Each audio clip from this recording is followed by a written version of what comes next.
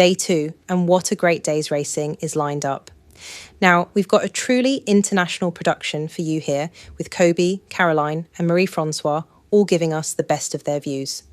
Fingers crossed, we all can go home richer for the experience and do anything on Wednesday, but do not miss the Prince of Wales's stakes.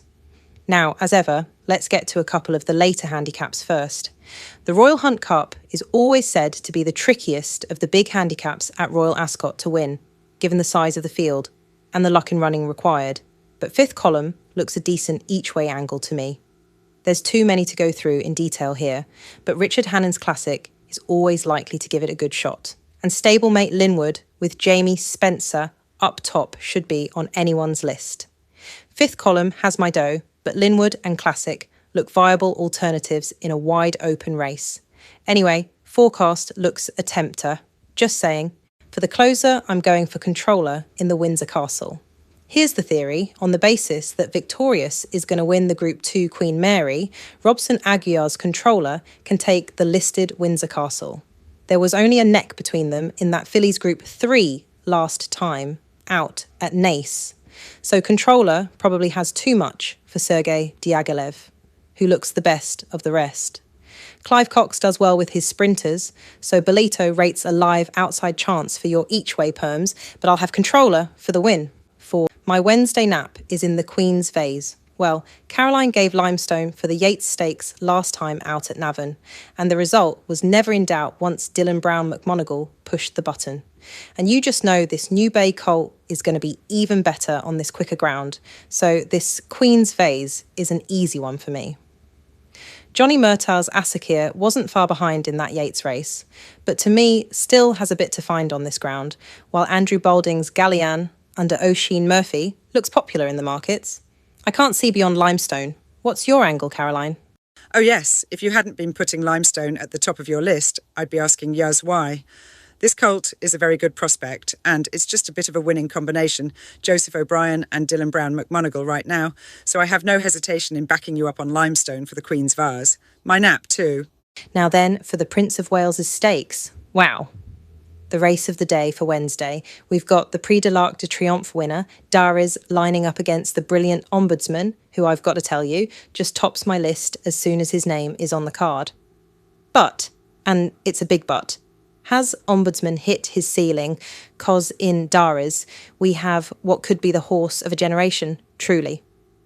We'll get over to Marie-Francois for her view in a bit, but chuck in last year's Dual Oaks winner, Minnie Hawk, who was second to Dariz in the Prix de l'Arc de Triomphe last year, and Almakam, winner of the Tattersalls Gold Cup just a few weeks ago, and this is race on.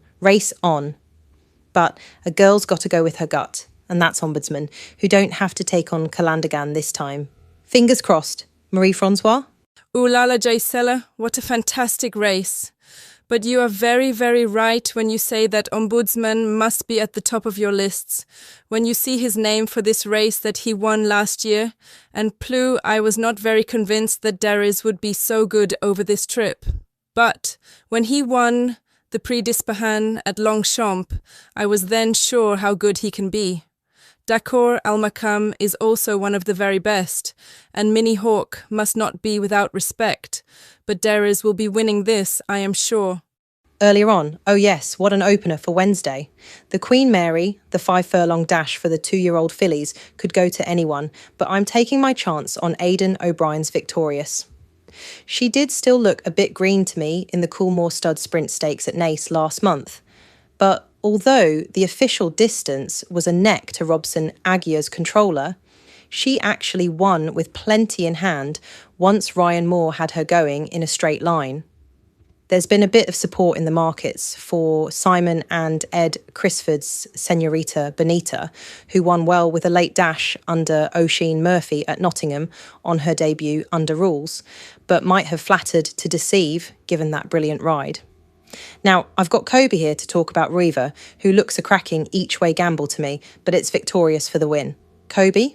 Yo, JC, so good to be in with you, hun, for Royal Ascot. And as y'all know, it's Wesley Ward's annual pilgrimage to Berkshire. I mean, geez, millions go to Mecca every year, but only one Wesley Ward comes to Royal Ascot. That's how important it is. So, down to the quick man, it's all about Ruiva, who's just rated fastest filly for her age this year on the Beyer scale back in the States. I know she's no favorite trick, but hey, who is? Here, she's in the Queen Mary, out of gate 16, where she can just burn them off from the get-go. I'll bet you she's in front after 2 furlongs if any of you kids want to take me on, but no shit, man, this could be immense as she holds on. Place or show looks nailed on from here, JC.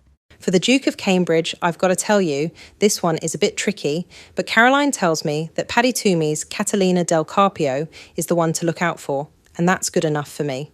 She reckons that this quicker ground will suit her action, and looking back at her last 2 furlongs at Leopardstown in the Amethyst Stakes, I'm on board with that view. For me, Blue Bolt makes an obvious favourite on last year's form, while Friendly Soul drops back in trip after hitting false ground at Haydock Park last time. But this shorter trip and confidence on track must ask a question. Cathedral has been running at the highest level, so cannot be brushed over, but Catalina del Carpio is my Wednesday wildcard. Caroline, you're on the hook, hun, if this one goes down. For the Kensington Palace Stakes, I'm chancing my arm on Sgarta. Well, I did back Sgarta for the fillies handicap here last month, and despite a lowly finish, I'm giving her another chance back here. That means, of course, she's got to get in front of Radiant Beauty, Song and Dance, and Alabaya, the 1, 2, 3 in that race, but it was Sgarta's first run this term, so I'd be expecting a bit of improvement. I reckon that the winner's going to be coming out of these 4, and a nice little exotic is tempting to me, but I'll leave that to you lot with everything crossed.